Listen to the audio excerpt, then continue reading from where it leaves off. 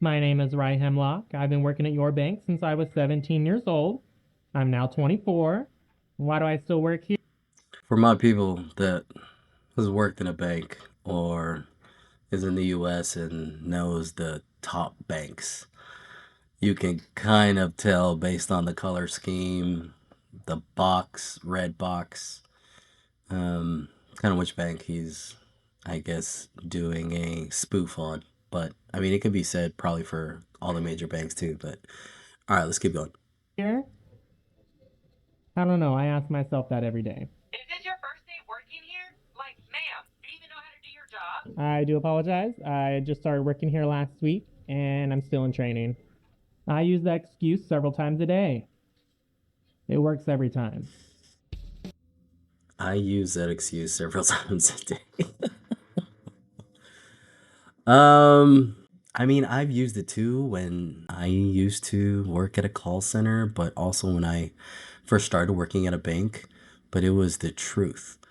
So, I don't know. I guess some folks use, I know this is a spoof video, but it has, some truth to it as well, right? So I think folks say that to gather some sympathy and just say, hey, just have some patience with me. I'm just starting out, but um, this is pretty funny so far. All right, let's keep going.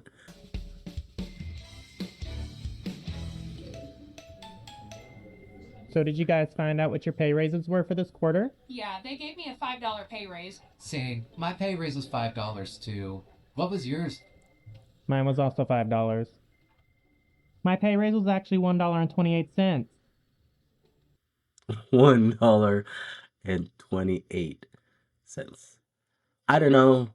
Again, this is spoof, right? But I mean, that kind of group think, you having to, I mean, refrain from telling the truth to your coworkers because you either feel embarrassed and you're just like, wait, what the? How come they're getting $5 and I'm getting this much? It also speaks to, how long have you been in your position, right? Have you capped out or are almost at cap of your position? And I've managed folks before and I've come up or I've come across this type of situation. And simply put, you've maxed out in that role, right?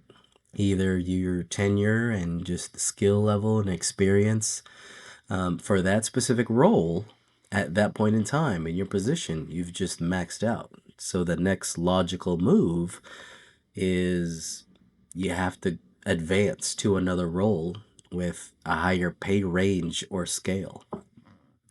Now, some people don't particularly want to do that because they're comfortable and they're really good at what they do and they have a structure and they have a good habit at work. They're great workers and they just prefer to, you know, continue working at that level. But if you are seeking progression in your income, salary, whatever it is, and you kind of capped on your role, well, you're gonna have to advance and take a risk and apply for new ones, more progressive positions, to where you're gonna get to the level that you want in terms of income and salary.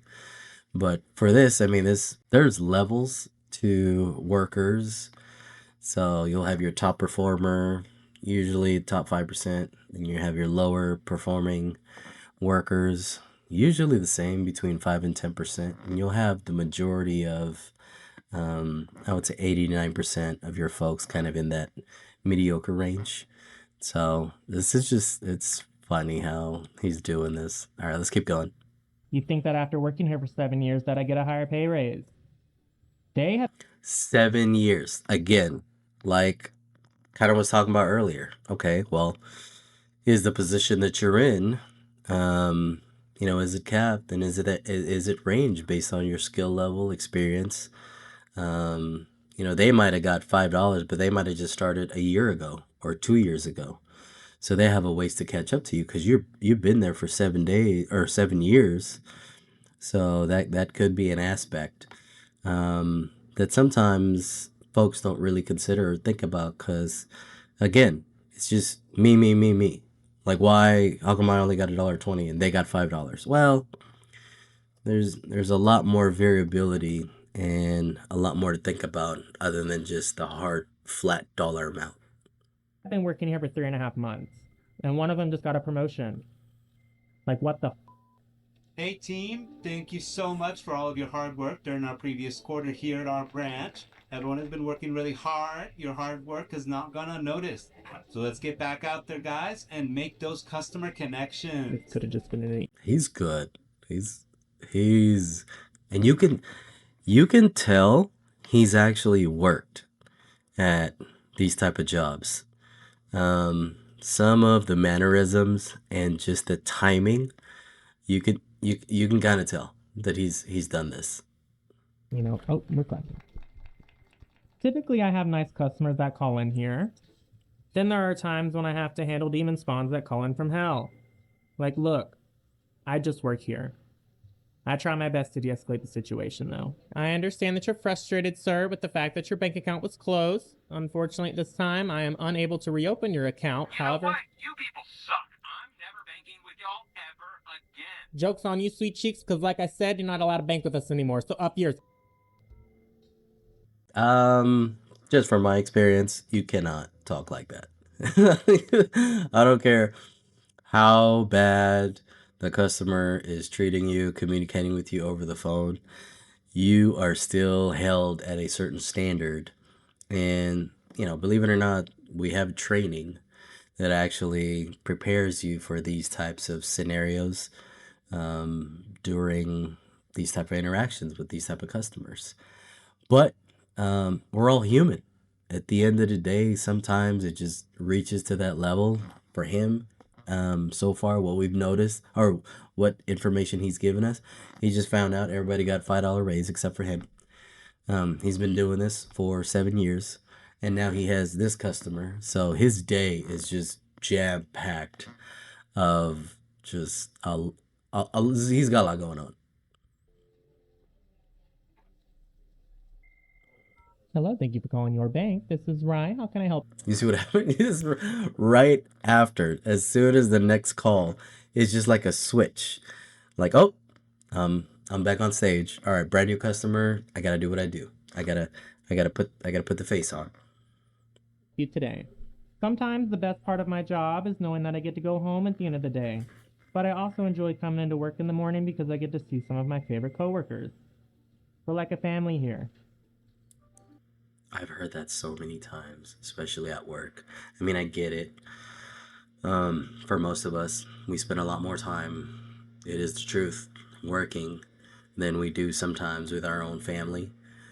But I hear that so many times. He just hits on so much corporate just innuendos and nuances. This is an awesome video.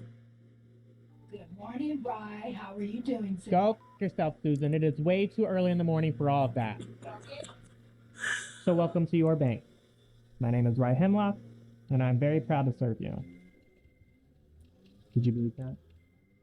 Okay, good. My name is Rye Hemlock. Wow. That was a good one. So this is from the call center series. Like I said, I have reason to believe that he's actually done this. If he has not, he's a phenomenal actor. Because, like I said, the mannerisms, the nuances, just the way he delivered it, it hits home for me working in the financial industry. I've had my stint in the call center world as well, but just this is kind of like customer service. It hit so close to home. It was so well done. But kudos to him and his group. But he's talking about a lot of truths. So there's a lot of truths that were revealed here, and hopefully, I just saw it today, but I didn't get a chance to fully dive in and give you a full perspective of all the angles. But hopefully, from the information and my experience that I was able to give you, it kind of sheds a light on, yeah, it may sound or seem unfair, but you also have to look at the big picture, right? That was a good video. Nice job.